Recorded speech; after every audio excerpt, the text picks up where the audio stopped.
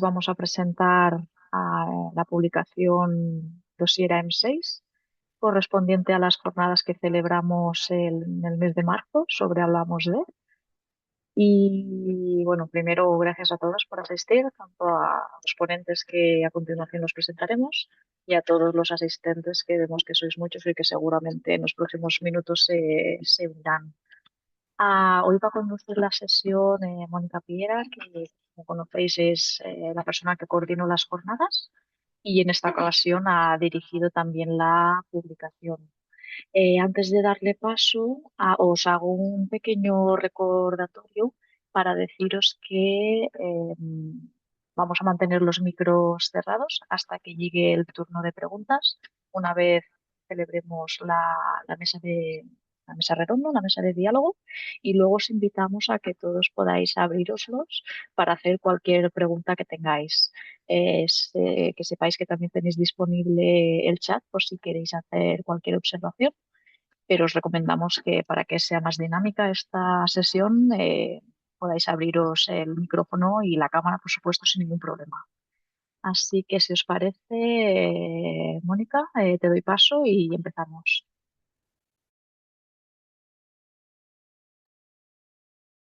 Muy bien. Hola, buenas tardes a todos. Mucha alegría de poder presentar hoy una publicación. Una publicación siempre da mucho trabajo. Los libros son realmente como hijos que cuando ya salen al público eh, es una gran alegría y más una publicación como esta que es coral, donde ha intervenido muchas personas y donde el contenido es es realmente interesante, es un contenido de investigación de gran nivel y yo creo que será una publicación de referencia en música antigua, en historia y en cultura material. El título del libro ya indica bien de qué fueron las jornadas y de qué va esta publicación, el salterio barroco, el sonido de las cajas policromadas. Hablamos de dos sentidos, el oído y la vista. Hablamos de música y hablamos de la belleza estética de unos instrumentos.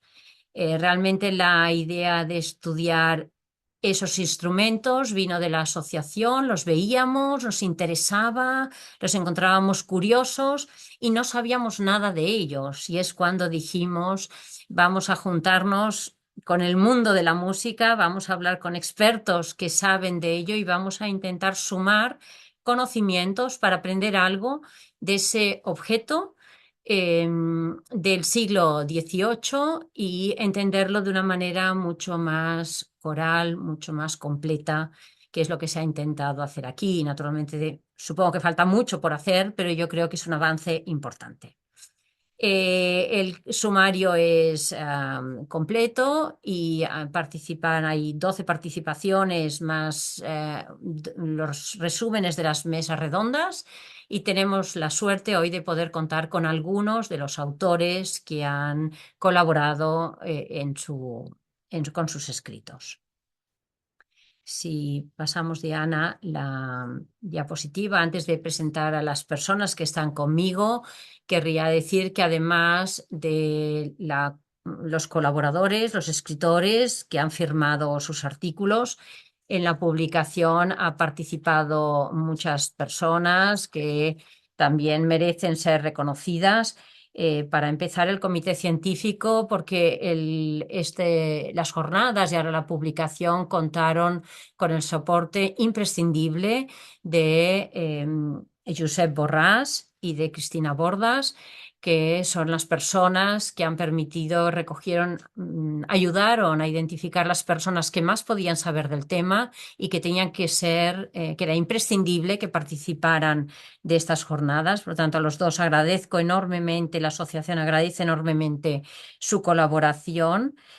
Por otro lado, el comité editorial, que hemos tenido a Paula Rodríguez, que me ha ayudado a mí en toda la gestión de estos artículos, la coordinación que ha llevado Silvia Mateos, el tema de también el diseño con Ambersal y la corrección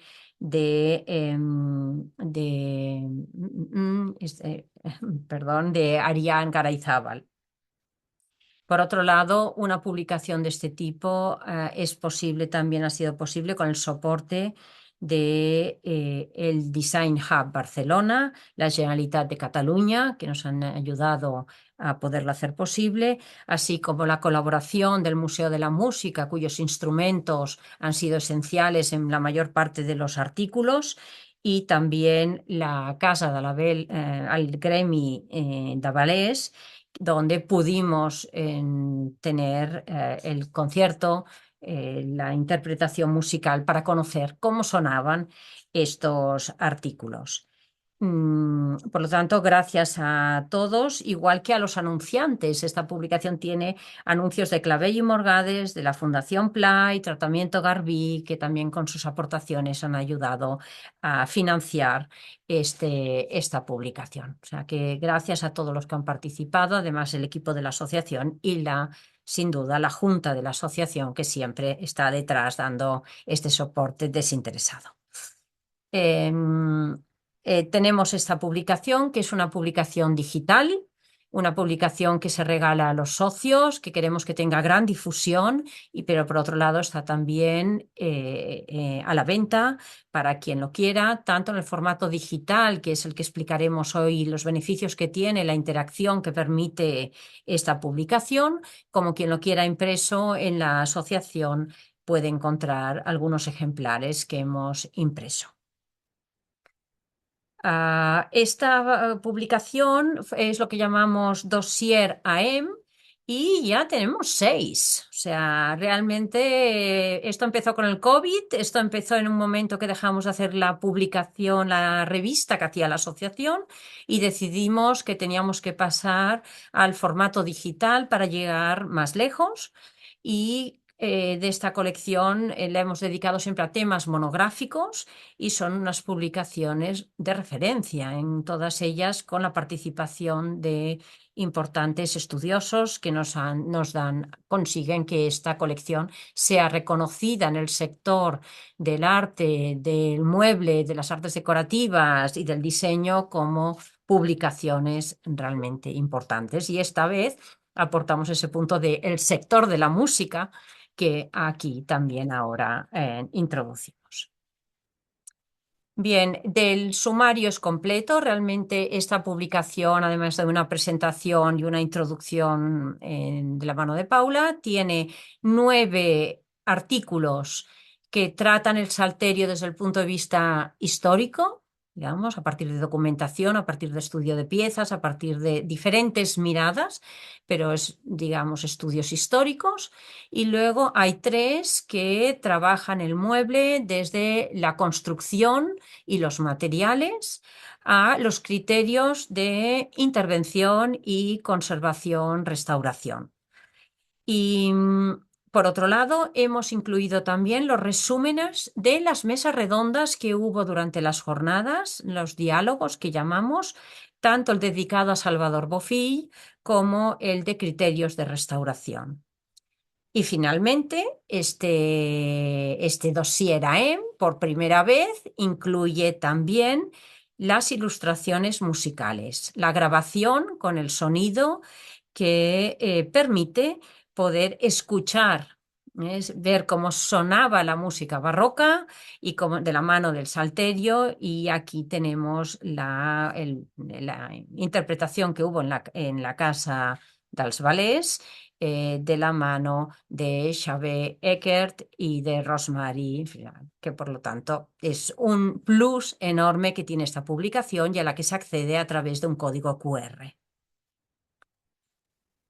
Bien, ahora pasaré a presentar las personas, los autores que están con nosotros, que nos ayudarán a dialogar, a hacer un debate. Yo haré una pregunta, la idea es hacer una pregunta a cada uno de ellos y luego abrir ese debate entre ellos y al público asistente para que podamos tener una charla alrededor de lo que son los salterios, esta publicación, lo que aporta y quizá también qué objetivos serían los siguientes, cuáles serían los siguientes trabajos que tenemos que hacer para saber más de estos instrumentos en el futuro. Empezaré por citar las personas que nos acompañan. Cristina, empezaremos por Cristina Bordas. Cristina es catedrática emérita de musicología de la Universidad Complutense de Madrid y su trabajo se tituló Instrumentos de música, los salterios del siglo XVIII. Nos acompaña también José Carlos González. Él es bibliotecario emérito de la Biblioteca Nacional de España. Su artículo trató la música del salterio y la sociedad española del siglo XVIII a partir de un trabajo de vaciado de documentación muy exhaustivo. Tenemos también a José Gabriel Guaita con su título El Salterio en Valencia, de 1750 a 1830, producción, uso y declive de un instrumento doméstico.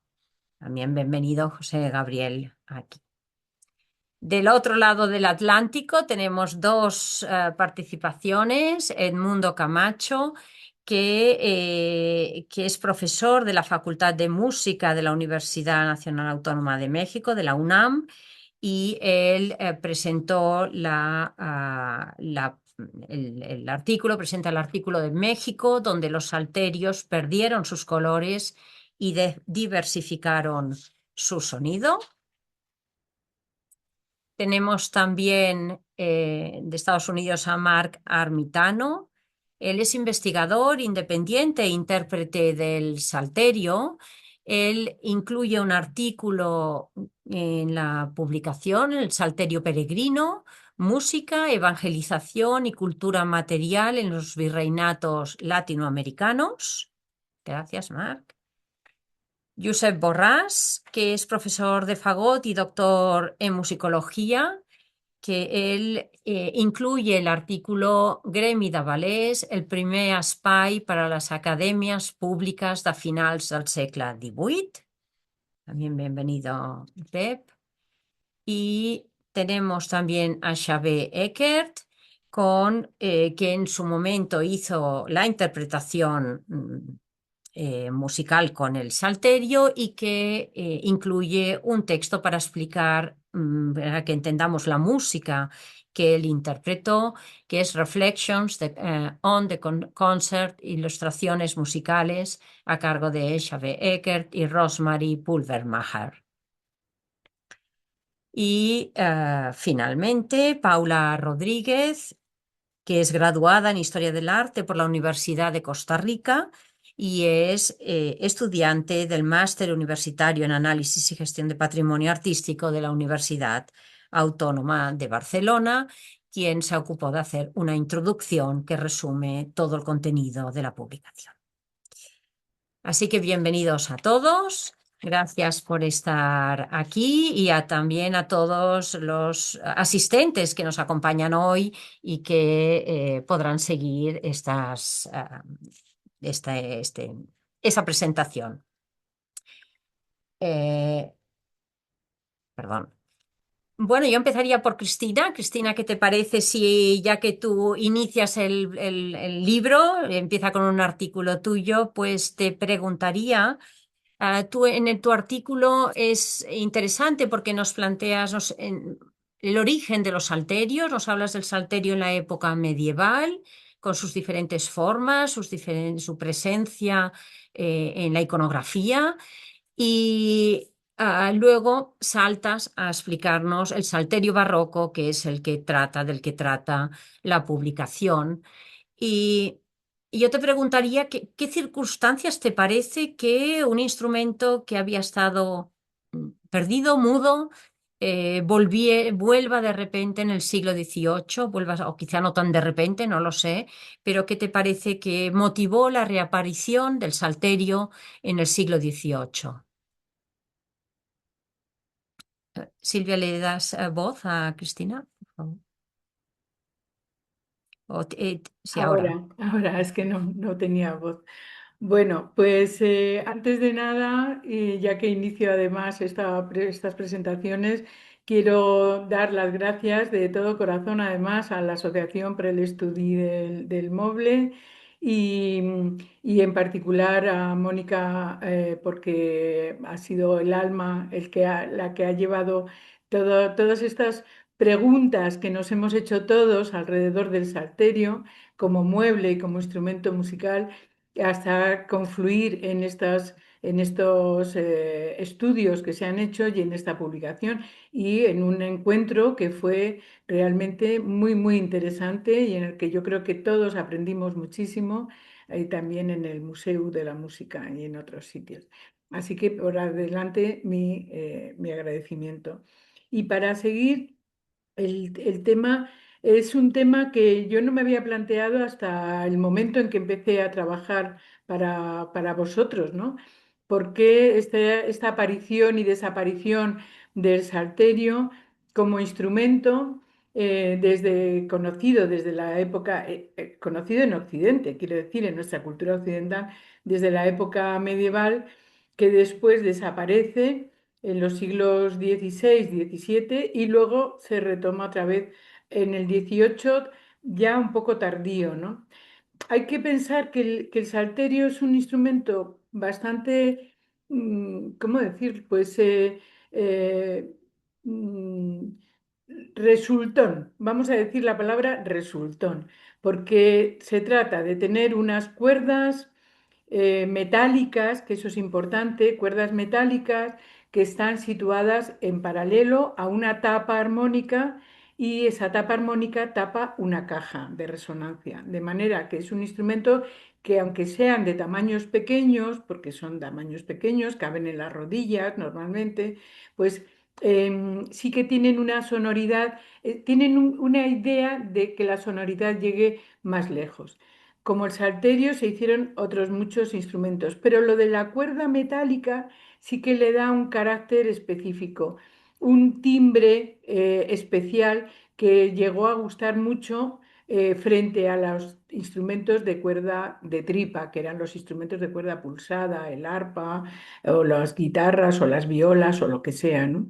Así que lo que es curioso es que en la época, claro, del barroco, en el que pudieron, sobre todo los instrumentos de cuerda pulsada, de cuerda de tripa, el salterio dejó de tener un lugar propio, por así decir, ¿no? Y sin embargo, esto se retomó, y no en todas partes tampoco de Europa, sino específicamente en España, en Italia, en Portugal, en algunas determinadas zonas donde había unas relaciones entre ellos, ¿no?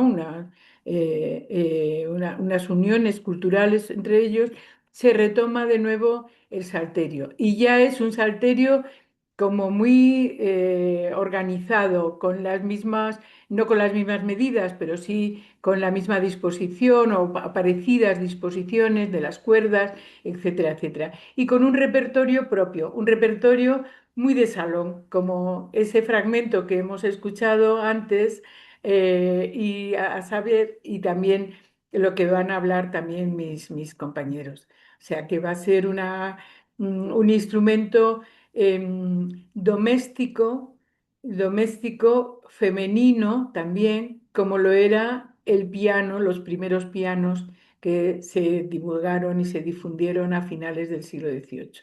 El salterio es un poco anterior. Esta nueva difusión del salterio tenemos evidencias de la mitad del siglo XVIII, incluso antes de la mitad del siglo XVIII. Ujú.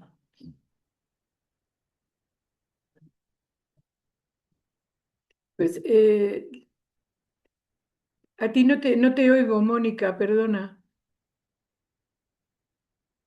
Eh, Ahora es que Silvia no me dejaba. Silvia me vale. tiene controlada y no me deja abrir a mí. Vale, gracias, Cristina. Sí, esta palabra de resultón realmente yo creo que ha salido en varios artículos porque estéticamente también es resultón, ¿no? Y parece que musicalmente también. Es decir, que sería un adjetivo que leyendo es interesante porque yo creo que muchas cosas en el 18 se le podría poner este adjetivo, este Objetivo. término. Muy Bueno, José Carlos González nos dirá más cosas, José Carlos, al respecto, porque ha hecho un vaciado de documentación espectacular, con publicaciones periódicas, extrayendo los anuncios, que yo creo que permiten ver, ¿no? Hacer una radiografía del Salterio. ¿Qué ofrece toda esta documentación que has visto para ver que el Salterio iba apareciendo en sitios? ¿Qué dirías? ¿Qué era el Salterio en el siglo XVIII, en la sociedad española del siglo XVIII? Porque tú has vaciado publicaciones de diferentes ciudades españolas. Buenas tardes, muchas gracias, Mónica, por la presentación. Y desde luego tengo que decir que estoy encantado de volver a veros a todos y de encontrarnos en esta ocasión. Bueno, creo que nos vamos a repetir bastante los que intervengamos en esta exposición, porque yo quiero apuntar algunas cosas, reafirmar cosas que acaba de decir ya Cristina, y también te he oído a ti a propósito de la decoración y demás de los instrumentos. En efecto, la prensa periódica es una fuente fundamental para el estudio del Salterio. ¿Por qué razón? Porque en el momento, la segunda mitad del 18, en el que el Salterio estuvo de moda, coincidió precisamente con un enorme desarrollo de la prensa periódica en toda Europa y también en España. Aquí surgieron multitud de publicaciones, muchas de ellas de carácter local, que estaban dedicadas a la crónica de actualidad y a la crítica de costumbres.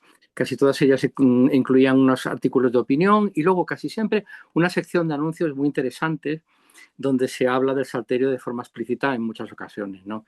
Los anuncios aparecen datos sobre la construcción de instrumentos, compraventa de instrumentos, oferta de partituras, docencia, convocatorias de conciertos. Y a lo largo de mi trabajo, que en gran parte ha consistido en el vaciado de estas revistas, de esta prensa periódica de la época, he reunido no menos de 200 anuncios diferentes. Cuando digo diferentes, lo digo a propósito, porque con mucha frecuencia los mismos anuncios pueden aparecer en números diferentes, ¿no? Distintos, incluso en distintas publicaciones el mismo anuncio.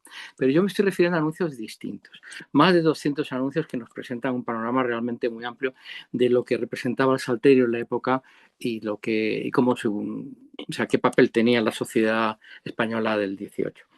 Bueno, los estudios pioneros que realizó la investigadora británica Beryl Kenyon en los años 80 del siglo XX tuvieron precisamente como base el vaciado de artículos de trabajos de prensa, sobre todo anuncios.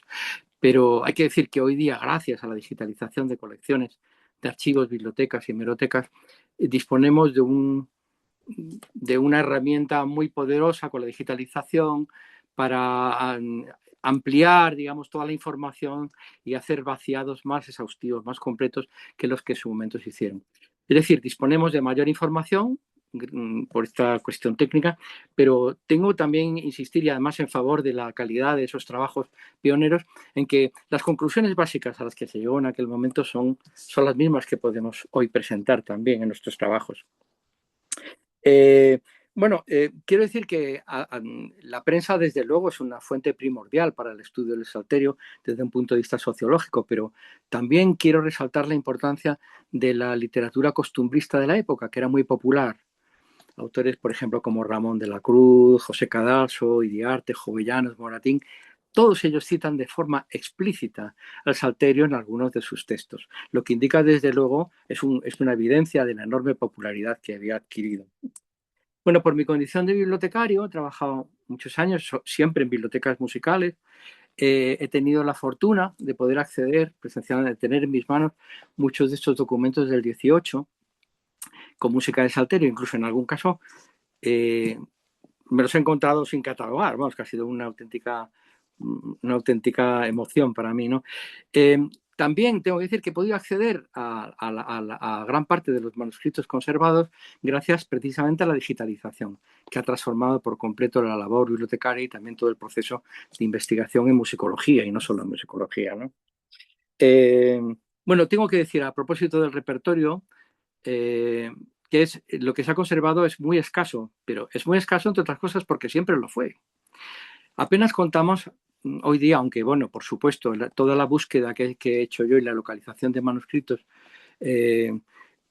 por supuesto que se ampliará en el futuro, es de esperar que aparezcan cosas nuevas, sobre todo en colecciones privadas, colecciones de la Iglesia, que están todavía poco controladas, ¿no? Pero de cualquier forma es seguro que el repertorio de Salterio, específicamente escrito para Salterio, siempre fue escaso. Y esto, hay una serie de razones que intento contar en mi texto, ¿no? Y contrasta mucho, o sea, es de una forma paradójica con el número relativamente abundante de instrumentos conservados. O sea, hay muchos más instrumentos conservados que en repertorio específico del instrumento. Esto tiene sus razones y yo trato de explicarlas en mi trabajo, ¿no? Eh, bueno, la imagen que nos ofrece la música de Salterio, bueno, tengo que decir que el repertorio no solo es escaso, sino que además tiene unas características muy concretas. Prácticamente todo lo que se ha conservado es manuscrito. Y prácticamente todos los manuscritos, en torno a 33, más o menos 33 documentos, han aparecido casi todo en colecciones españolas, lo que habla mucho del carácter restringido de esa moda, que a pesar de su enorme popularidad en nuestro país, no tuvo luego un eco fuera de, o apenas tuvo eco fuera de nuestras fronteras y de los territorios ultramarinos que en aquel momento estaban bajo dominio español y portugués, ¿no? Prácticamente todo el repertorio español conservado se conserva en España.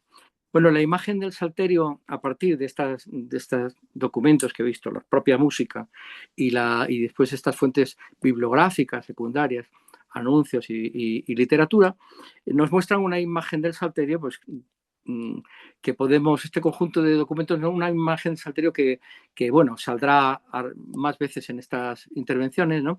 Como un instrumento de moda, sobre todo en las clases, los estamentos privilegiados de la sociedad, especialmente la burguesía y la nobleza, la aristocracia. También en la familia real española, en la época de Carlos III y Carlos IV, hubo aficionados al salterio. Y esto, en este medio social, el salterio se usó sobre todo como instrumento para los bailes de salón, para los bailes domésticos, especialmente en las formas típicas de la época. Gran parte del repertorio conservado en los cuadernos de música de salterio son minués, contradanzas, formas típicas de la danza y también algunas danzas nacionales como el fandango o la seguidilla, por ejemplo, ¿no? Hay que insistir en una cosa muy importante que has dicho también, que el instrumento, o sea, el salterio, a su condición de instrumento musical, unía también la de a la consideración de objeto valioso, decorativo, un objeto valioso y de lujo que marcaba, era un signo de estatus social. Entonces, muchos de los que compraban salterios en realidad no pretendían usarlos como instrumentos. Esto es algo muy importante. De hecho, también tenemos muchos testimonios de la época en los que nos dicen que algunos de los salteristas, entre comillas, en realidad no sabían música, es decir, no necesitaban partituras, porque le tocaban de oído para sacar algunas melodías. Tenemos testimonios de esta época que lo dicen, ¿no? Eh, Además, también hay una razón importante para la escasez de repertorio, que también la música en el salterio se podía interpretar la música del violín, del clave o de la guitarra, que eran mucho más abundantes.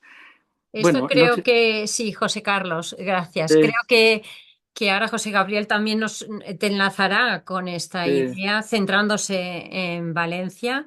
Antes no le he presentado, José Gabriel es pianista y es investigador y es máster en música y está muy, muy ligado a José Gabriel a la Universidad Politécnica de Valencia. Y José Gabriel, siguiendo este trabajo de adentrarse en dónde y cómo, se ha centrado en Valencia, que es un centro, ¿no? José Gabriel, principal, ya lo sabíamos, pero parece que esta publicación todavía deja más claro que el salterio en Valencia fue un instrumento importante con un uso social. Quizá ahora aquí con José Carlos, ¿no? La idea de a qué niveles se tocaba y dónde se construía, ¿no? Aquí has podido hacer una buena también entrada en el tema. Muchas Sí. gracias, Mónica.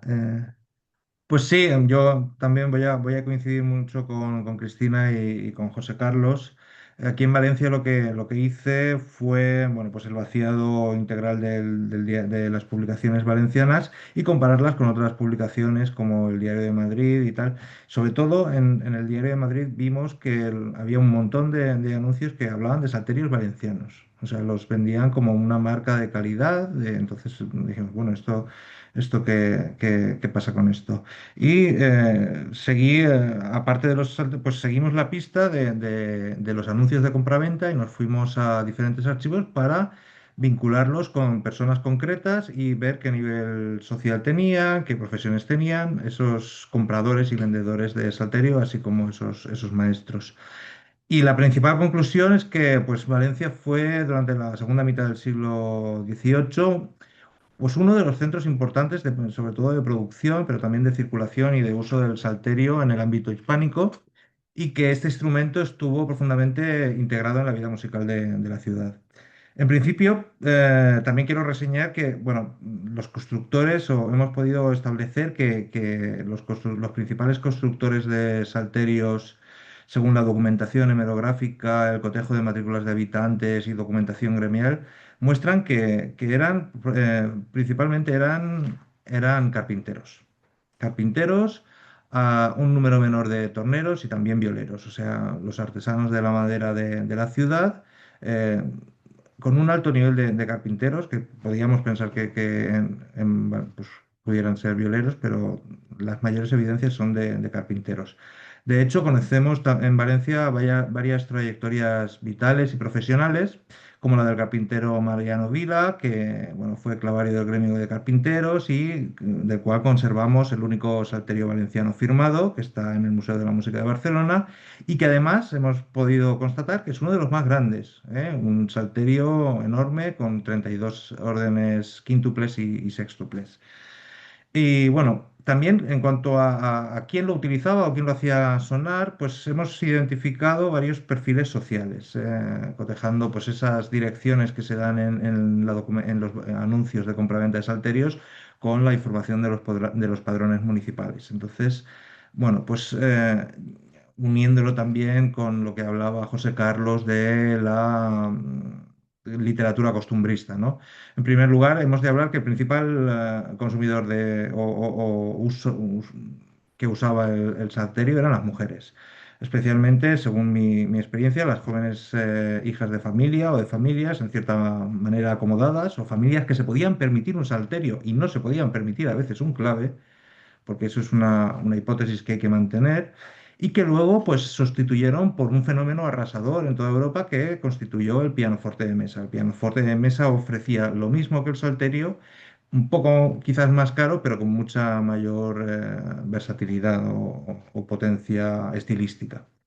En segundo lugar, también hemos identificado maestros y profesionales del salterio y los hemos seguido profesionalmente, como Antonio Díez, Ventura Durá o Gregorio Sarmiento, pues maestros de primeras letras, maestros de instrumentos de cuerda en general, y también pues el caso de Antonio Díez, que es el que hemos podido investigar más a fondo y que nos abre las puertas para conocer un tercer grupo de tañedores de salterio, que está poco estudiado, y que es el de los ciegos oracioneros, ¿eh? El de los músicos ambulantes que recorrían la ciudad entonando oraciones religiosas a cambio de limosna, acompañados pues, de salterios, también de arpas, de guitarras. En este contexto destaca pues en la figura de este Antonio Díez, que bueno, era ciego oracionero y que probablemente usaba el salterio en sus recitaciones, en sus recitados de oraciones en el espacio sonoro urbano. Y bueno, los espacios es también una cuestión importante a la hora de situar el salterio en Valencia. Podemos ver claramente tres espacios. El salón o el hogar burgués, que en esta época se convierte en un espacio de representación social de la familia, y la burguesía debemos de entenderla también como una especie de querer aspirar a ser como la nobleza, y entonces el salón burgués se transforma en una especie de aspiración a mostrar la plenitud y la ostentación de los salones nobles. Este es un instrumento pues era más barato que instrumentos como el clave o como el fortepiano. Pues tenemos instrumentos de 100 reales, 300 reales, una cosa así, de la época. Entonces se lo podían permitir familias burguesas o de las clases medias urbanas, de ahí hacia arriba. Eh, entonces funcionaba pues, como un instrumento de sociabilidad, de educación, también de entretenimiento y bueno, de la configuración del rol generalmente de la mujer en el siglo XVIII-XIX. También hemos encontrado evidencias en conventos femeninos que, bueno, pues confirman su presencia en espacios religiosos, no profesionalmente, sino en espacios de devoción o de asueto privado, y también pues en el espacio urbano, ¿eh? La figura de los músicos ambulantes o ciegos oracioneros pues nos revela un salterio que se integra en prácticas musicales de carácter devocional.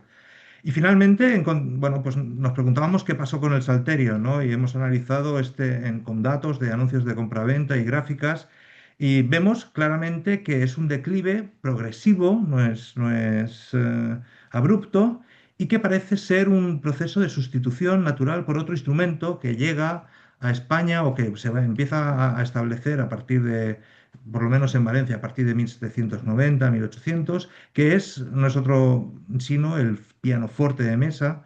Piano de forte de mesa es una variante del piano primigenia que es, bueno, pues es de poco volumen, de un valor asequible frente a los claves con martillos, ¿no? Bueno, pues tiene las mismas características de versatilidad, polifonía, facilidad de colocación, de transporte más o menos, y que vemos claramente en los gráficos con los datos que en el lapso de unas pocas décadas sustituye al salterio. De hecho, tenemos el testimonio, ya para acabar, de este constructor de salterios, Mariano Vila, que 17 años después se anuncia como fabricante de fortepianos en la ciudad de Valencia, lo cual muestra hasta qué punto ambos instrumentos pues, compartieron un mismo nicho cultural y social en la Valencia de principios del siglo XIX. Gracias, muy interesante. Y estos diferentes estratos y lugares donde debía sonar y se debía ver este instrumento. En la parte de los músicos ambulantes, aquí quizá es donde enlazas con Edmundo Camacho, que bueno, me ha sorprendido en tu artículo, Edmundo, primero el interés que México parece que ha tenido, que tiene los estudios del salterio por las tesis doctorales, por los textos. Realmente parece que hay interés con expertos y luego quizá esa idea de que en Europa tenemos la época medieval y luego saltamos al siglo XVIII. ¿Alguien habla? No sé. Es un poco diferente y allá podemos ver quizá un uso más continuado a lo largo del tiempo y hasta hoy, que es lo que realmente comentas y que me parece de gran interés. Explícanos un poco qué es lo que qué es lo que debe suscitar, qué ha suscitado este interés y cuál puede ser la razón realmente de ese uso a lo largo del tiempo en México. Sí. Hola, buenas tardes. Buenas. Pues agradecer también la invitación para participar en las jornadas y luego para publicar. Enhorabuena por esta publicación. Y bueno, sí, lo que dices, Mónica, es muy cierto, como en México se ha preservado este instrumento, se ha mantenido vivo, vigente, ¿no? En las prácticas musicales en este país. Porque, bueno, recordar, ¿no? Que según los textos que presentaron algunos de mis colegas, este instrumento en la península ibérica, en España, pues desapareció hacia el primer tercio del siglo XIX. Y en México justo es cuando empieza a adquirir un auge, ¿no? Auge que llega a estar, bueno, empieza este instrumento desde finales del siglo XVIII, hay referencias, ¿no? A la presencia de este instrumento ya, digamos, de una época más reciente, y para el siglo XIX es un instrumento muy usado que forma parte de las prácticas musicales de muchos espacios, ¿no? Urbanos y también rurales, ¿no? Entonces, como un instrumento que desaparece en España, aquí se sigue cultivando hasta la actualidad, ¿no? De hecho, actualmente hay un auge renovado, ¿no? De este instrumento que empieza a ocupar otros espacios, ¿no? Espacios académicos, ¿no? Hay conciertos ya escritos para salterio, ¿no? Y bueno, esto se lo debemos en primer lugar a los músicos de salterio que han preservado esa tradición. Algunos de ellos están aquí presentes felizmente el día de hoy. Y también, pues, este interés renovado por estudiar el instrumento, ¿no? Que de hecho la primera tesis fue una tesis de licenciatura de Ilse Serrano, es del 2013, ¿no? Es muy reciente ese interés también. Y a partir de esta tesis vienen otras tres tesis, una también de ella del 2021, que ya es una tesis de maestría, antes una de Méndez Cano, que estudia los salterios en Tlaxcala, en este estado del centro de México, y la tesis también de maestría de René Báez, que también es del 2021, ¿no? Una tesis que también recupera mito de la historia, ¿no? Basado sobre todo en fuentes hemerográficas, como mencionaba José Carlos, ¿no? Esta importancia de las fuentes hemerográficas para escribir esta historia del instrumento, ¿no? Entonces, tenemos esto, y hay también otro salterista, Ricardo Flores, que yo no sabía, recientemente platicando con él, supe que él también ha hecho investigaciones que no ha publicado, ¿no? Que yo lo animo a que las publique, porque es muy interesante. Él también, desde su papel como ejecutante de este instrumento, se ha dedicado a estudiar, ¿no? No lo menciono en el artículo porque no tenía conocimiento de estas investigaciones que había hecho Ricardo Flores Mijanovas, ¿no? Entonces, bueno, tenemos eso. También algo que me pareció muy interesante al estar investigando para escribir este artículo es, pues, esta circunstancia de que muchas veces, no sé en España, pero en México, cuando investigamos sobre música, tal, muchas veces hay que empezar a demoler datos falsos, inexactos, que habían sido planteados anteriormente, ¿no? Hipótesis sin mucho fundamento, ¿no? Y entre otras cosas, ¿no? Trabajos como el de Uriol Burgaloas y de René Báez vienen a echar abajo ciertas, digamos, ciertas hipótesis poco fundamentadas, no documentadas, como por ejemplo que los salterios mexicanos, esto lo plantea Guillermo Contreras Arias, más bien provienen de la tradición de la música del centro de Europa, ¿no? Salterios, él habla de salterios húngaros, austríacos, con la circunstancia del Segundo Imperio, ¿no? La llegada de Maximiliano acá. Y realmente eso no está documentado, ¿no? Y lo que documentan estos musicólogos catalanes y René Báez también es que hay una presencia de salterios ligados a la tradición ibérica desde finales del siglo XVIII, ¿no? El trasiego, la venta, la circulación del instrumento, y eso es muy importante, ¿no? También, por ejemplo, es muy común escuchar en las narrativas de los propios salteristas de que el instrumento está desapareciendo, que es un instrumento en extinción, y por lo que pude ver, es más bien al contrario, ¿no? Esta gran actividad que hay, ¿no? Ya no solo las orquestas típicas, ¿no? Del que ha sido desde finales del 19, el último cuarto del 19, parte integrante, ¿no? Del salterio, sino que ahora pues está en esto que les decía, está ya en las salas de conciertos, ¿no? Se ha diversificado su presencia. Se está haciendo cumbia con salterio, ¿no? También dentro del ámbito popular se ha diversificado esta presencia. Entonces, bueno, creo que es algo muy importante, y bueno, lo que me ha gustado mucho de esta experiencia, de este acercamiento, de esta aproximación al estudio del salterio en México, ¿no? Basado en gran parte en esos trabajos que han hecho estos compañeros que ya mencioné, es también pues que se marcan nuevas rutas para seguir investigando a este instrumento, ¿no? Voy a mencionar una nada Seguro que más. sí, Sí, seguro, Edmundo, que tendremos muchos caminos para poder ir avanzando.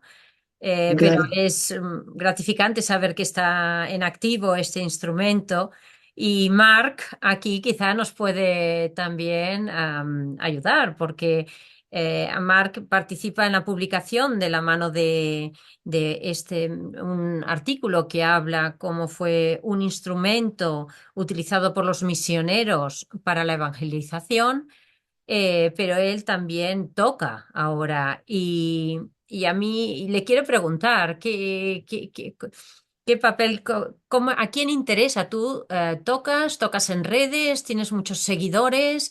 Es decir, que el salterio está activo, el salterio es un instrumento de hoy, y bueno, y por un lado sorprende, y quiero preguntarte, ¿cuál es la respuesta? ¿Quién es el público que te parece que le interesa? ¿Y dónde y cómo? Explícanos un poco tu día a día con ese salterio. Sí, pues el día a día con mi salterio es muy diferente porque a veces cuando el clima está lindo toco afuera y en el jardín en Nueva York y hay mucha gente que viene y escucha y le encanta y también en el red hay gente que me escribe, ay, qué lindo el instrumento y es lindo ver que no solo en México que nunca se dejó de tocar, pero también hay como un renacimiento del salterio barroco y de otras maneras de tocarlo que son diferentes de cómo los salterios mexicanos, salteristas mexicanos los tocan. Y es lindo tocar con acordes y a ver cómo tocaron los salteristas del siglo XVIII, tocaron, que es un poquito diferente del mexicano. Y pues sí, pero también quería hablar de eso y sí. Muy bien, no, no, muy bien. ¿Y en salas, en interiores también tocas o siempre es una Sí, sí, cosa bien? sí. Sí, claro. Voy a tocar un concierto en marzo para un, un, concert series, una serie de conciertos Ujú. aquí en Nueva York de música antigua y toqué para Bueno, diferentes ocasiones y galerías y todo eso. muy bien, que cosas históricas tengan una nueva vida, estén activas en la calle y en las salas, es maravilloso. Creo que es muy, ¿no? Nos da como una eh, actualidad al tema que tratamos. No son temas muertos, sino son temas que de lo medieval pasa al 18-19 y ahora una nueva ola en las calles. Muy bien. Bueno, y Pep Borràs, Josep, nos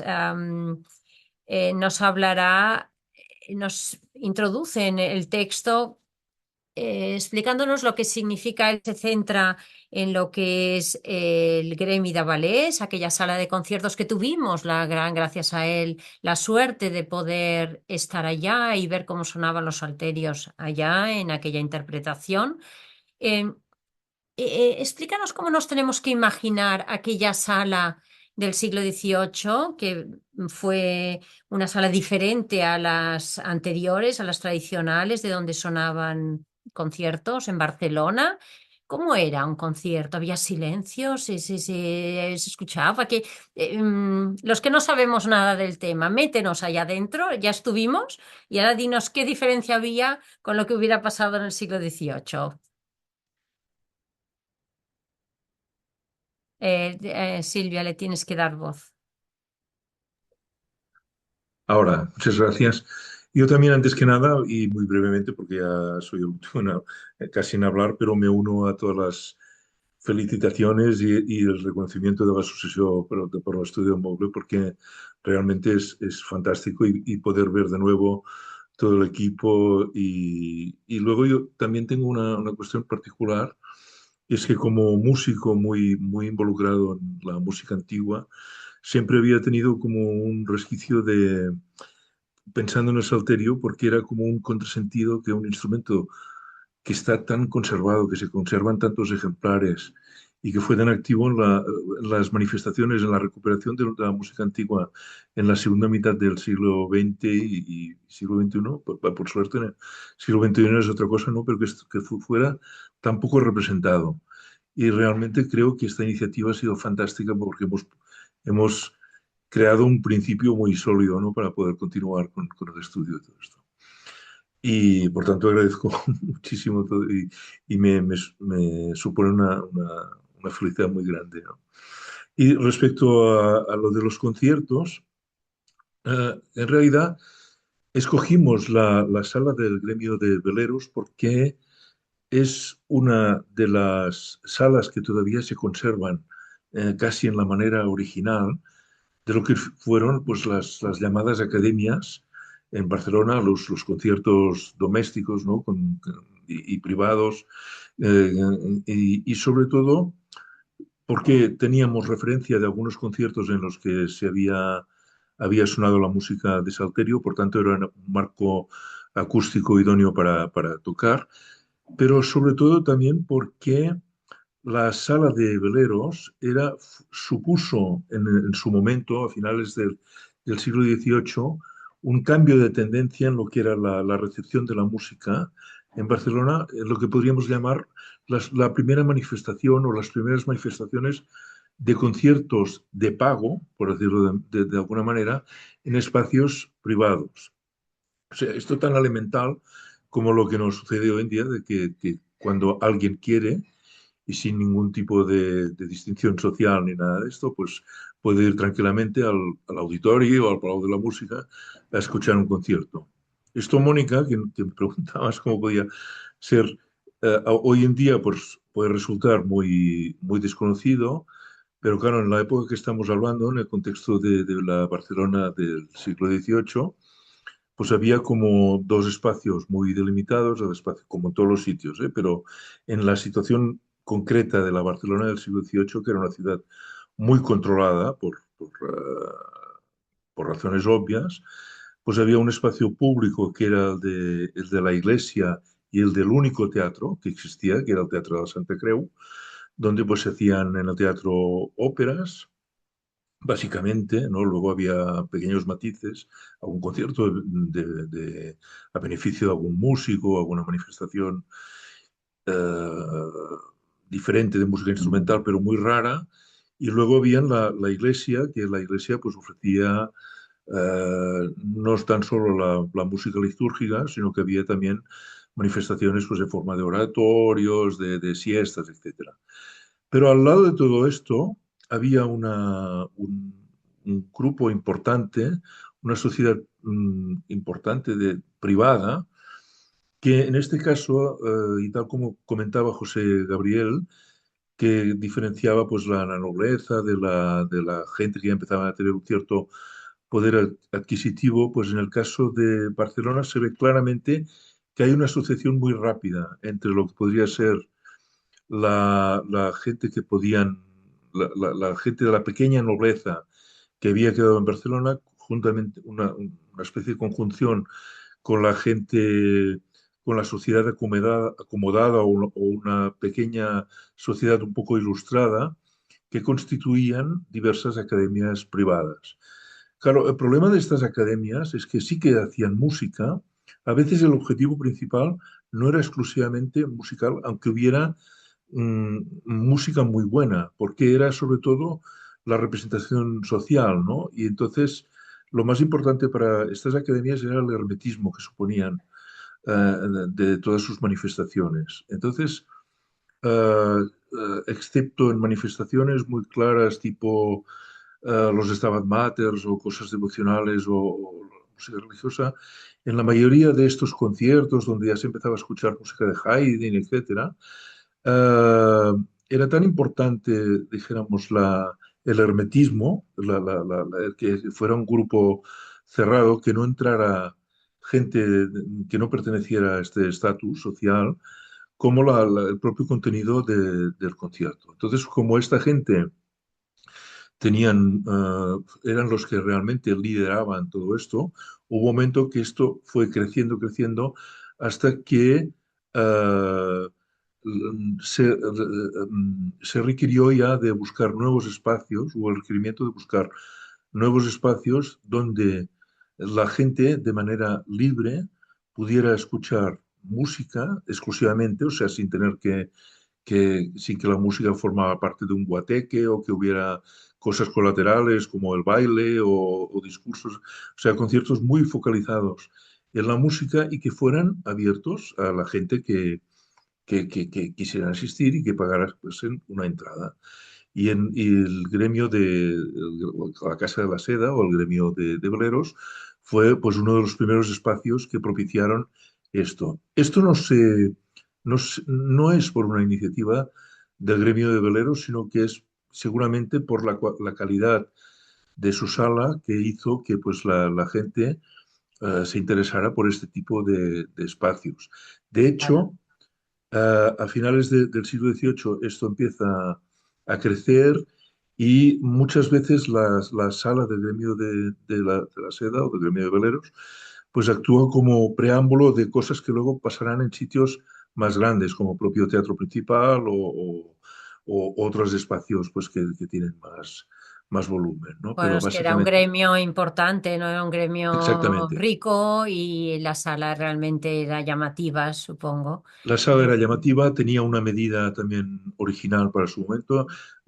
Pudimos apreciar en el concierto la calidad acústica también del sitio, a pesar de la contaminación que hoy existe acústica también, ¿eh? De la Vía Laietana y el ruido de las motos y los autobuses, pero tenemos que imaginar pues, que esto fue un sitio importante y tuvo su culmen, este sitio, pues cuando se hizo el estreno de la creación de Haydn, ¿no? Pues en 1803, pero es como un punto de inflexión. Y luego, pues, nos podíamos alargar mucho, ¿no? Pero vimos Sí. que realmente era un espacio pues, muy idóneo para este tipo Fue de un conciertos. espacio muy idóneo donde pudimos escuchar a Xavé Eckert, Sí, que realmente es uno de los intérpretes que toca salterio, también igual que antes hemos hablado con Marc. Y Xavé Eckert es estudiante de máster en prácticas de interpretaciones históricas con el salterio. And I want to ask you, Xavé, how does the public respond to the sound of the psaltery nowadays? And if it's easy to combine this instrument with others, or when it's the psaltery, it's just psaltery. Psaltery. Yeah, thank you. Can you hear me? Yeah. Yeah. Yeah, the public responds very interested to the Salterio because oftentimes when I play concerts, most people never even heard of the instrument before or seen it, and they're always very interested. And it's also, in my experience, it's very good to explain during the concert about the instrument, the different playing techniques, because that's also one very special thing about the Salterio, that you have 3 different techniques. You have the plectra pizzicato. You can pluck the instrument with the fingernails or play it with hammers, and you can even have different hammers with leather or wood, and that's also very fascinating for me and, in my experience, for the audience to hear that. And yeah, combining the Salterio with different instruments is also very interesting. For instance, I had just a concert with harpsichord, and we played with plectra pizzicato and the harpsichord, and it was a very similar sound, and that's very interesting. But also you can have different sounds with different instruments, and in my experience it works really well to play along with other instruments. Okay, thank you, Xavé. Realmente pudimos ver cómo sonaba de diferente cuando tocaba con los dedos, cuando tocaba con los plectros y con los martillos y esos efectos diferentes. Y luego también nos enseñó las diferencias entre la música italiana, porque hoy no hemos hablado para nada, no ha salido la palabra Italia, pero en los textos de esta publicación Italia sale a menudo. Y Xavé, el día del concierto, nos mostró muy bien lo que era la música más italiana, clásica y barroca, y la española, con los diferentes bailes. Eso lo pudimos ver y eso se refleja en la publicación y en esa audición que tenemos de su concierto. Gracias, Xavé. Bueno, y quería finalmente hablar con Paula. Paula hace la presentación de la publicación y eh, no sé, en la asociación nos encanta tener estudiantes cerca, gente joven, igual que ahora los músicos también jóvenes aquí. Creemos que diferentes capas de edades y de experiencias enriquecen mucho. Paula tuvo la suerte de poder entrar justo en el momento que introducíamos el tema del salterio. Quería que nos diera su visión, qué ha significado para ella entrar en la asociación, una asociación de estudio del mueble, y que el primer día le dicen que van a hablar de salterios del siglo XVIII. Paula, ¿qué nos dices de esto? Sí, bueno, ¿se me escucha bien? Sí, sí, muy Sí. bien. Bueno, pues fue un proceso de aprendizaje en el que literalmente partí un poco desde el desconocimiento porque como mencionaba Mónica, mi implicación fue como ya en un proceso donde el proyecto había arrancado. Y bueno, por esta parte, la parte de la organización, la gestión de actividades culturales y académicas de esta magnitud fue, pues, bueno, una curva de aprendizaje grandísima. Luego también involucrarme en la parte editorial, que también aprendí muchísimo y que, bueno, concluyó en toda esta publicación. Y finalmente, bueno, vuelvo a la idea del desconocimiento, yo no tenía idea de que era un salterio. Yo llegué a la oficina y me dijeron como, ¿sabes qué es un salterio? Y yo, ni idea. Y bueno, me quería centrar un poco como en esto, lo que me marcó de estas jornadas. Y primero es entender como la complejidad del salterio. Al final, creo que todos coincidimos en que es un objeto híbrido y, y bueno, a lo largo de las jornadas entendí que no es solo un instrumento musical, no es solo un mueble, no es solo un objeto decorativo, sino que es todo esto al mismo tiempo. Y pues es como un poco una idea fronteriza que me interpeló desde bueno, yo soy historiadora del arte, entonces un poco en mi formación nunca tuve como dentro del programa no estudié el mobiliario, no estudié instrumentos, o sea, eran objetos que quedaron en los márgenes dentro del relato histórico-artístico. Y un poco las jornadas también me ayudaron a replantear los cánones o jerarquías del estudio en la historia del arte, a entender un poco cómo el salterio se puede leer desde otras disciplinas. Lo hemos visto, bueno, ustedes los ponentes y escritores de sus artículos nos han dejado ver cómo desde la organología, desde la historia del consumo, desde la sociología, las artes decorativas, el género también, eh, se construye el conocimiento, ¿verdad? Al final, no solo desde una sola perspectiva o disciplina, sino desde el cruce de miradas y el compartir entre nosotros. Y todo esto a nivel formativo, pues me ha dejado muchísimo. También como el hecho de la experiencia directa con los objetos, poder verlos, tocarlos, entender sus materiales, sus decoraciones y finalmente escucharlos. Yo creo que me hace entender que el patrimonio no es algo que solamente se estudia, sino algo que también se tiene que experimentar. Y ya para terminar desde un plano más personal, estas jornadas y todo este proceso me ha reafirmado que puedo hacer historia del arte desde una historia que también está atenta a los márgenes, a lo doméstico, a lo cotidiano, a lo que es aparentemente secundario, a una historia que no solo mira, sino que también escucha. Y nada, salgo con una sensación muy bonita, siento que crecí muchísimo y estoy muy agradecida bueno, de toda esta oportunidad de haberlos conocido a ustedes y de colaborar con la asociación también. Muchas Y bueno, y gracias, nada, Paula. gracias. Estamos felices. Bueno, pues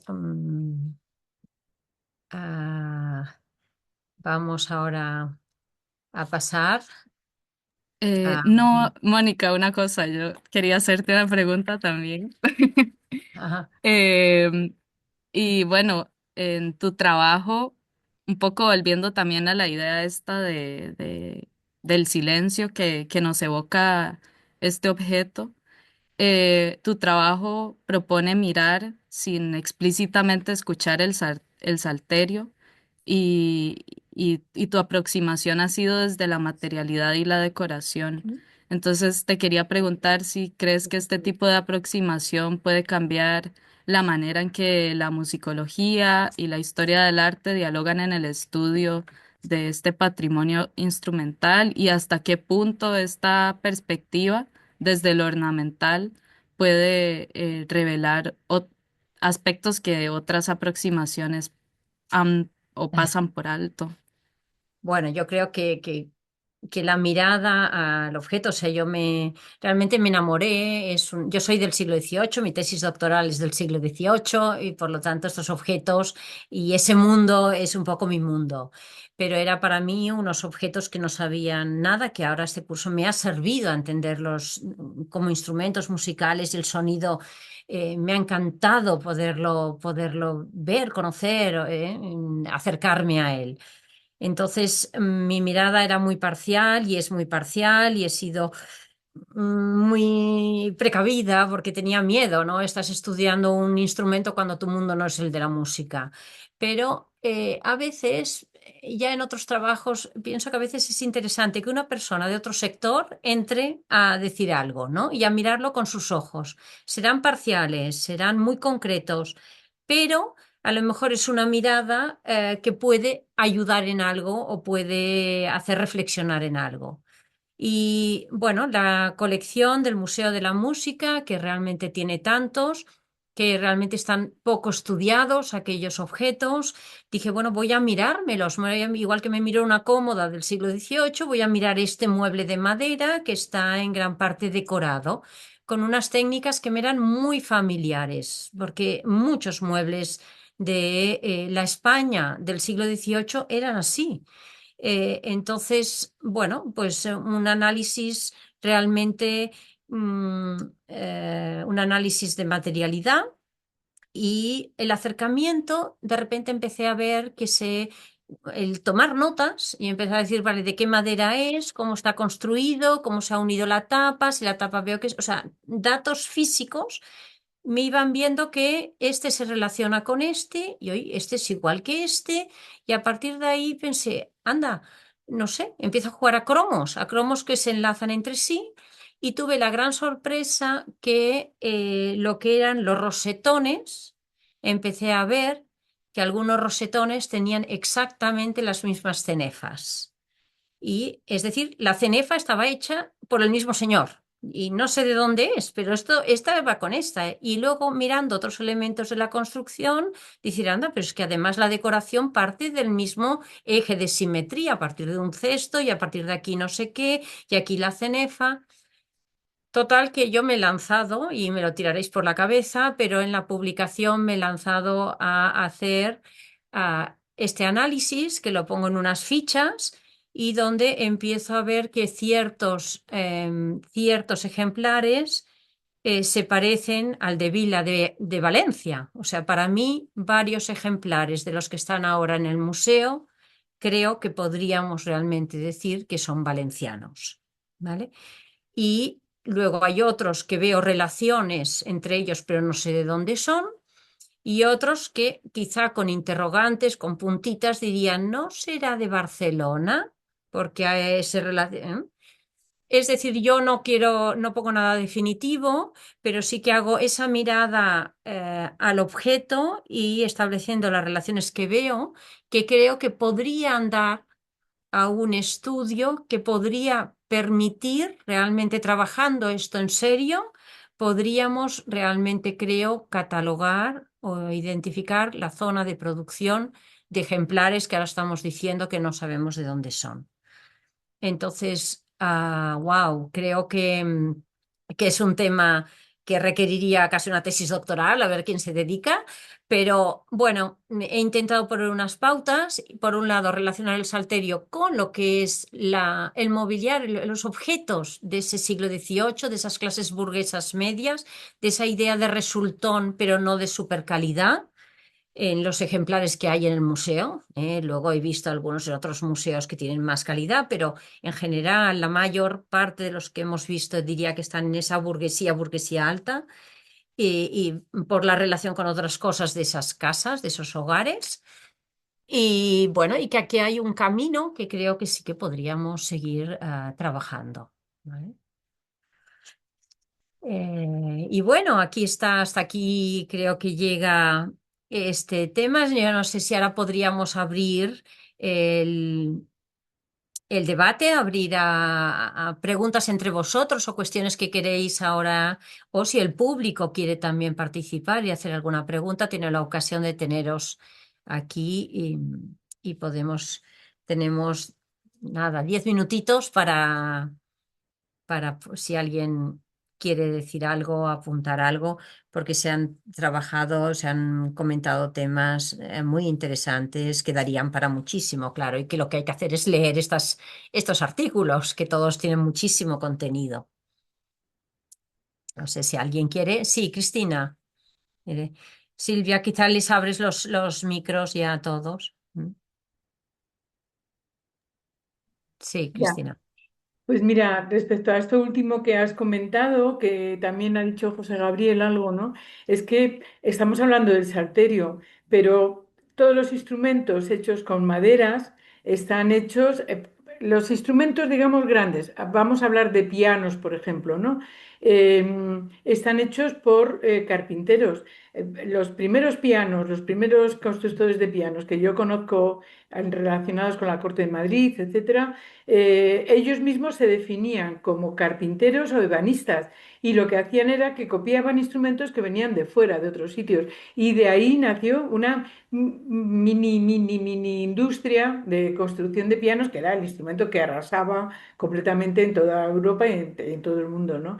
O sea que esa relación de un gremio como el gremio de carpinteros, donde están los que hacen muebles, los que hacen cómodas y los que hacen también pianos.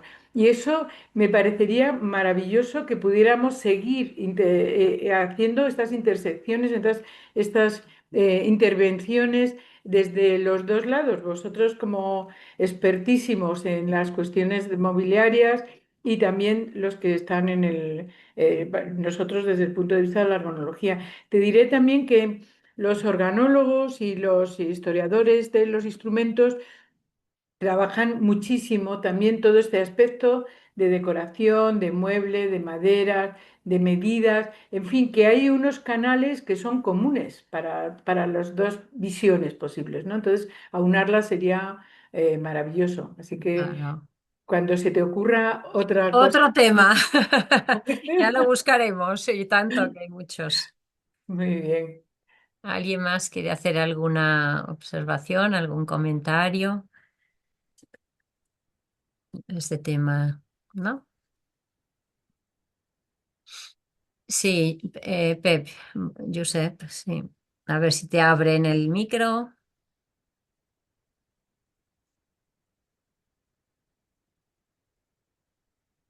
No sé. Ahora. Ahora.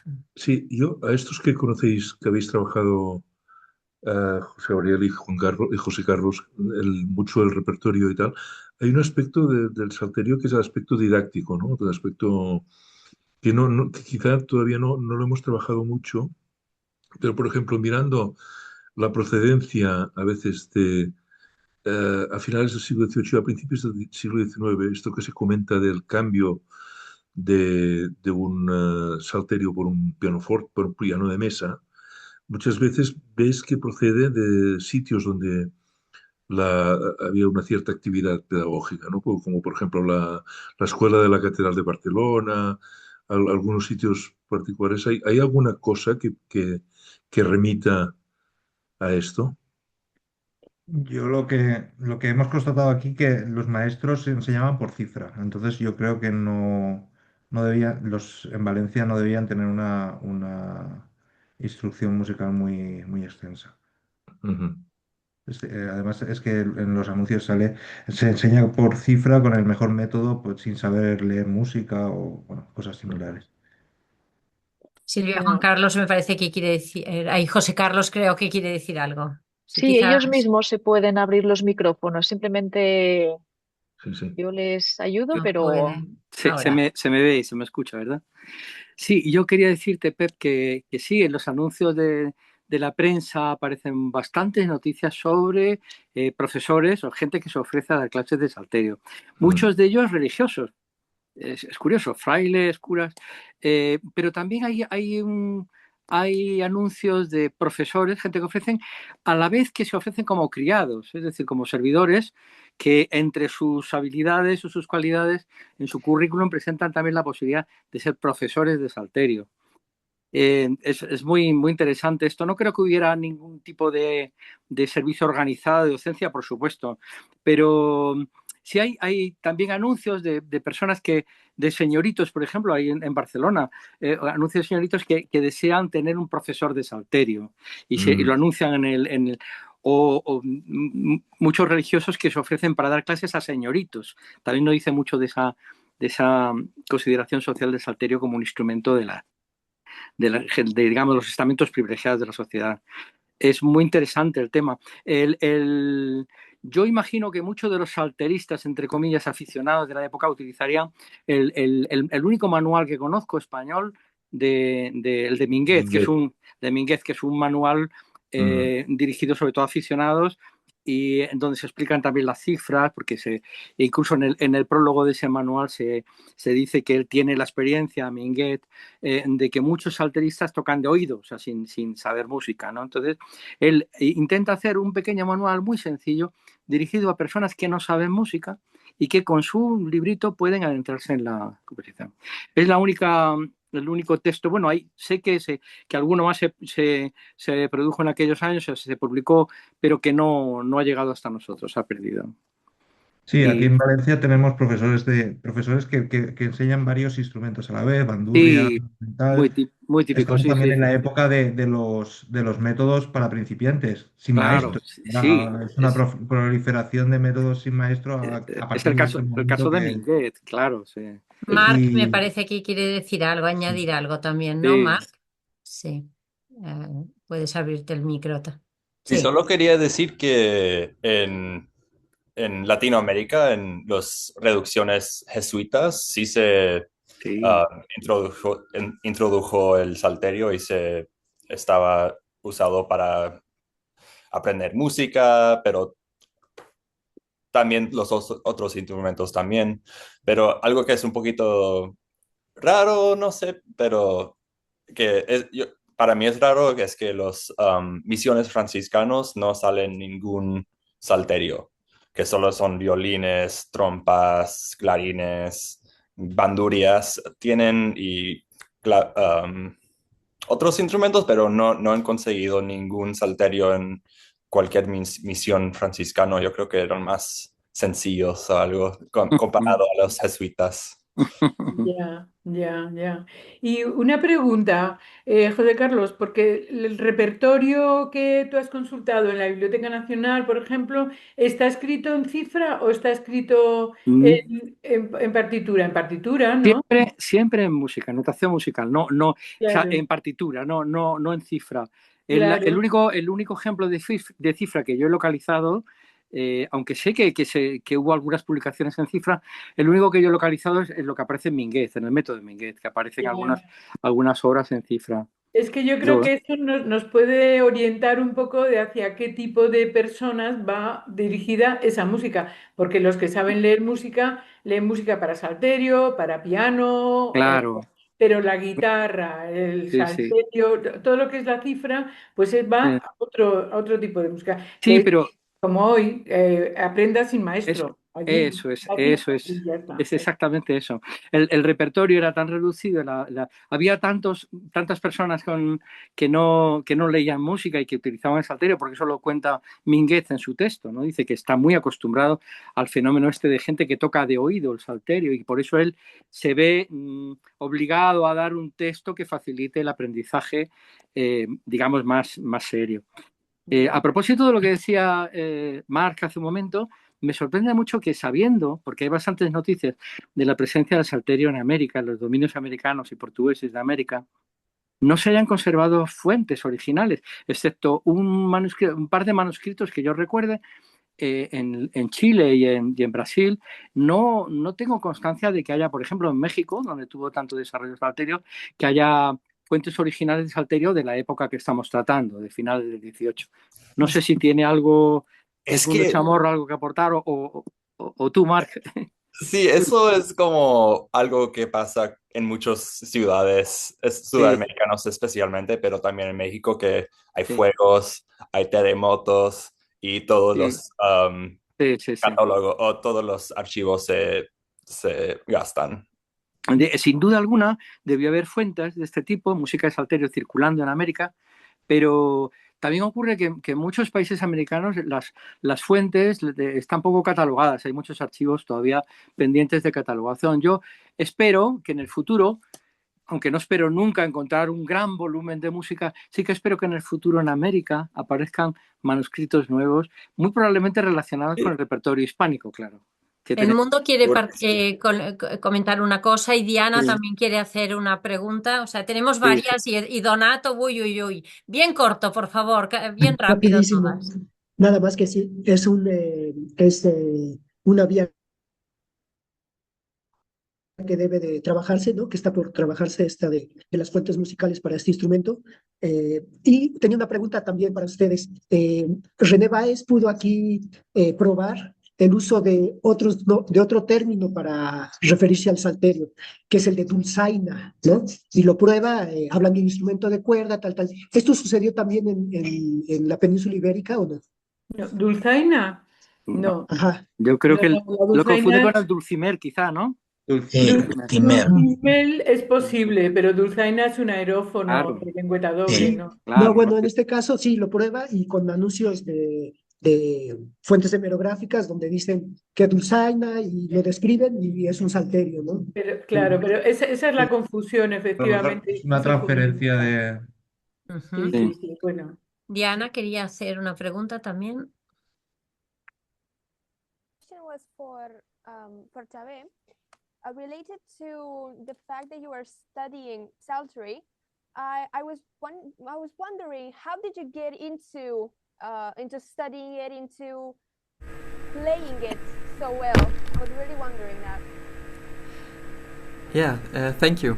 I started to play the like contemporary folk instrument, which is traditional in Bavaria, the Hackbrett.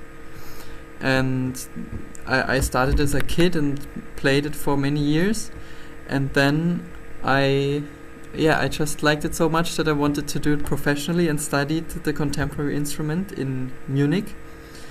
And there my professor also played Salterio, and I learned it from her, and I was so fascinated by the different sound and also the different techniques, that I now specialized on Salterium. I mean, I also still play the contemporary instrument, but yeah. I don't know if we could learn salterio here in Spain. ¿Se puede estudiar salterio aquí en España? Yo de momento no conozco, al menos en centros públicos, en escuelas, no conozco una Yo institución creo que hay salteristas, ninguno en España, ¿verdad? Sí, pero yo creo que el salterio en España está muy centrado en la música medieval y Sí. este tipo de instrumentos, o en la música folk también, ¿eh? Sí. Está- Pero nada del Pero salterio para del conseguir 18. un instrumento como el del 18 te lo tienes que hacer como tú. No. Sí, Sí, como se pero lo han bueno, hecho empiezan a ellos. haber Sí. ahora. Ujú. Va a haber, yo creo que va a haber en el siglo XXI un revival como el que hubo en el siglo XVIII, ¿no? Del salterio. Ojalá. A ver. Yo quería Donato, la última pregunta. Ah, Donato perdón. creo que Cortita. tenía algo que decir y ya cerraremos porque si no, bueno, tenemos Sí, que... Diana explicará Nada, cómo funciona. Sí. muy cortita. Los ejemplares, no he visto todavía el libro, pero bueno, los ejemplares que más o menos todos conocemos de estos instrumentos del 18 son ejemplares de burguesía, muy cuidados, que han llegado a nosotros porque son objetos especiales.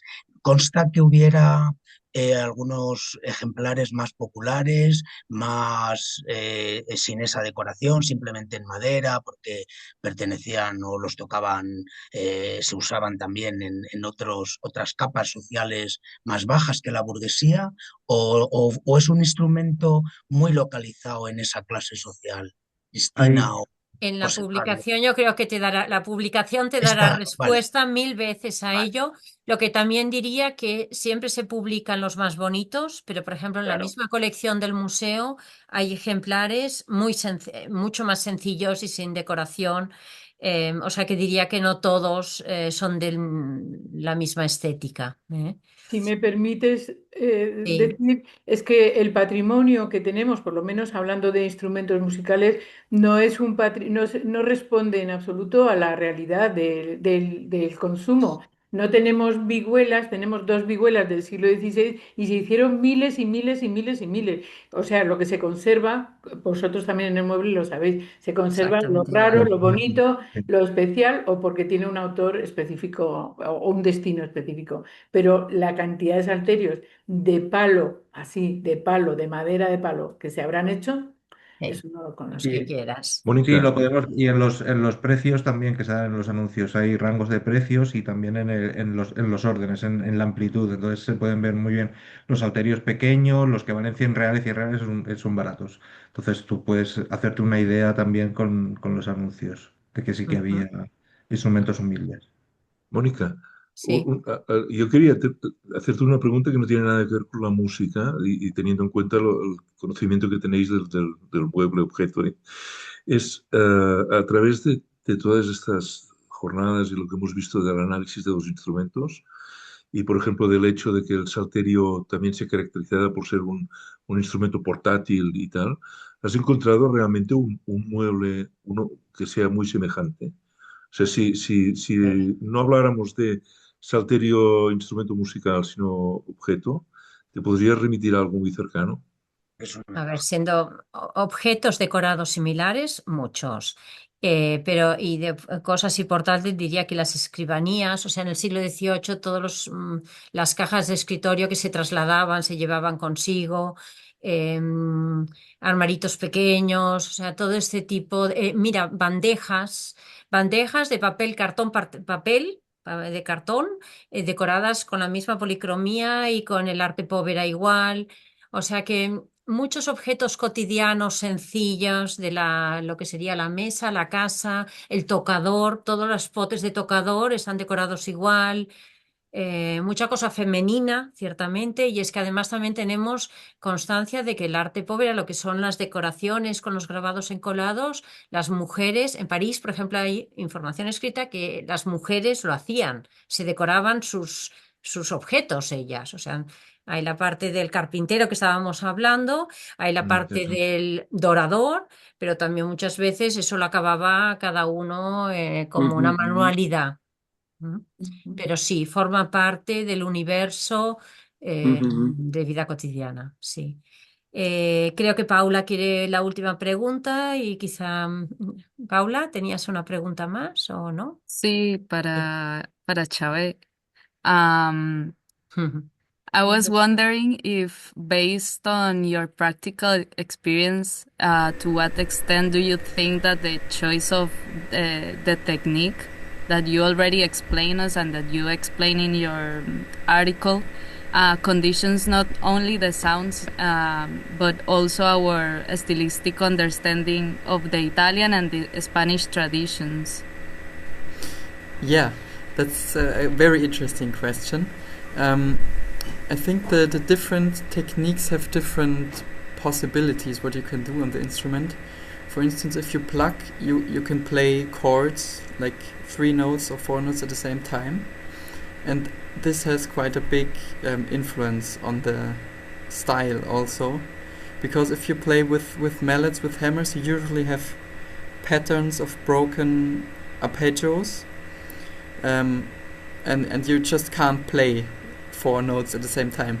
And this is something you often see in the Spanish tradition, that there are many chords which can only be played with the pluck techniques.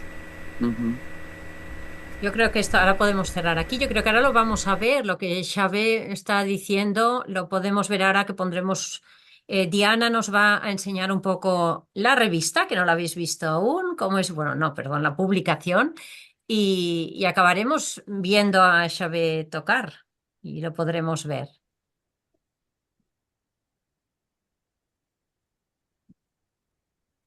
A ver, Diana, si nos...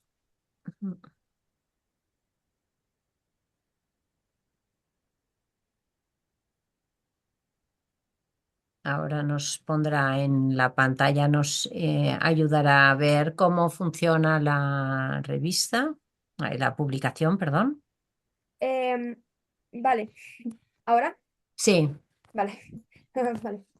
Entonces, hago una presentación muy breve y muy rápida sobre cómo funciona este libro peculiar, ¿no? Porque es muy, se puede utilizar, ¿no? de muchas maneras, es muy ágil para la consulta, ¿no?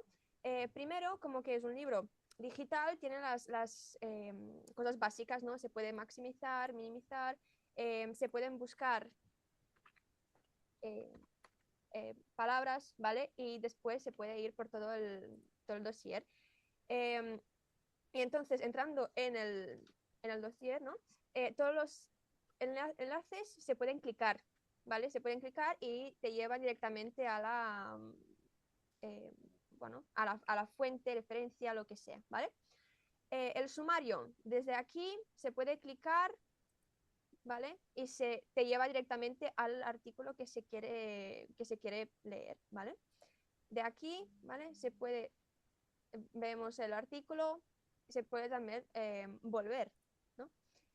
Si lo hemos hecho bien, también se puede ver aquí, se puede cambiar desde el índice de arriba, ¿vale? Vemos, por ejemplo, aquí.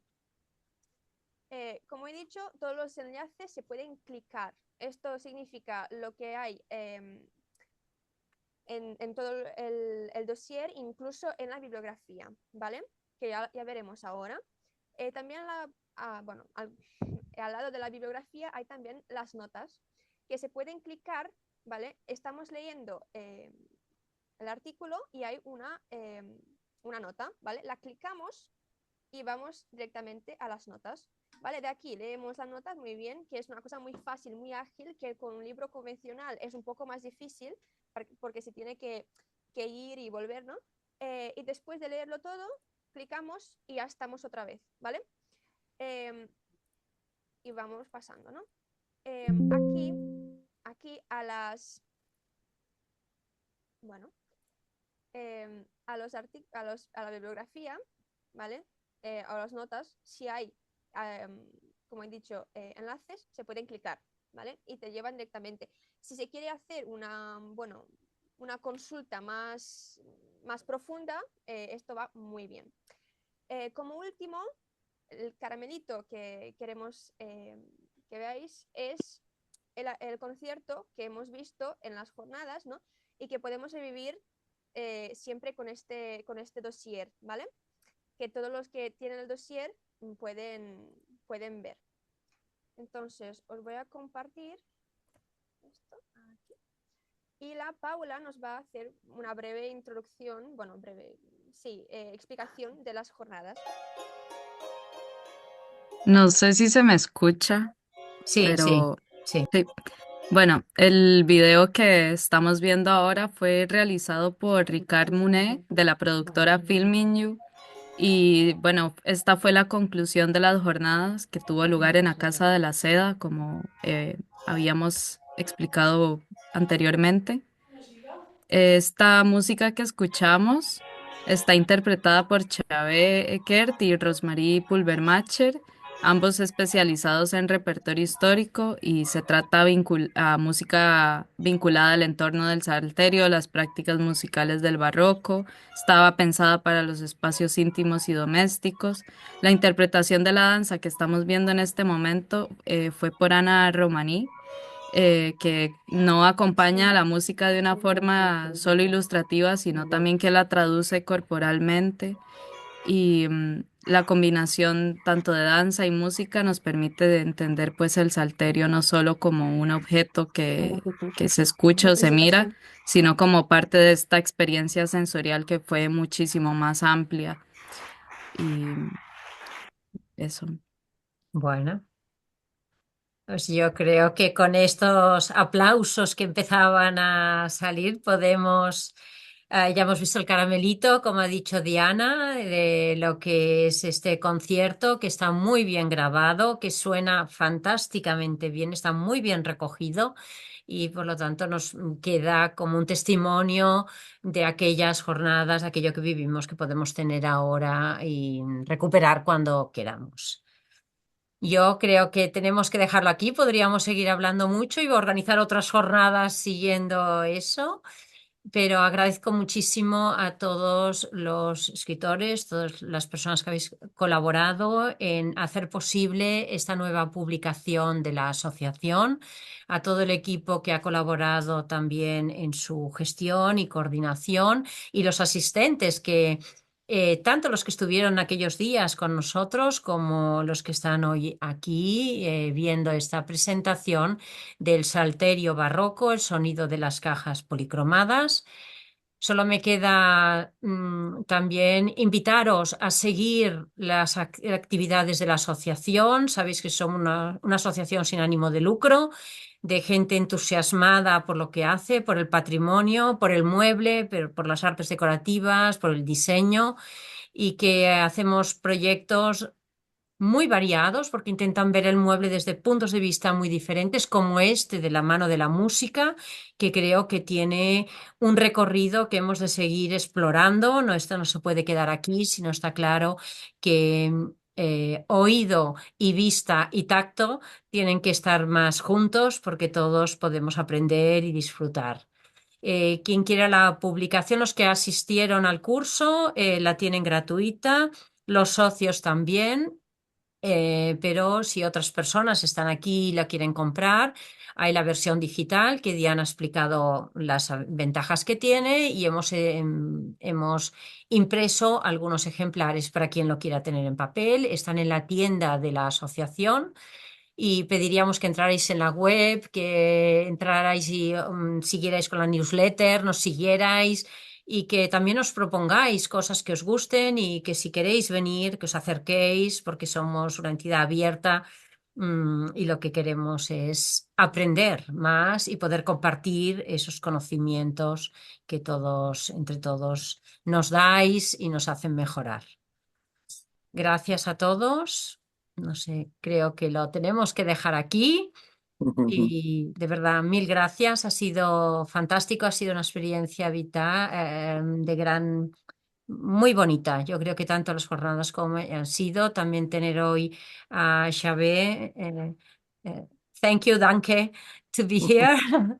Y a Marc también de tan lejos, y a Edmundo, que decir, nos hace mucha ilusión cuando desde otros lugares pueden seguirnos. Y los que estáis más cerca, tanto en Madrid, en Valencia, como aquí en Barcelona, que podamos seguir compartiendo estos conocimientos y esta pasión. Muchas gracias, Mónica. Muchas Muchas gracias. gracias para ti y para el Gracias. equipo completo, porque sois formidables, formidables. Muy bien. Muchas Lo mismo Pronto, digo. Gracias. Muchas pronto gracias tenéis y la enhorabuena. publicación. Ya. Muy bien. Gracias a Gracias. todos. Buenas noches. Chao. Gracias. Buenas Vale. noches.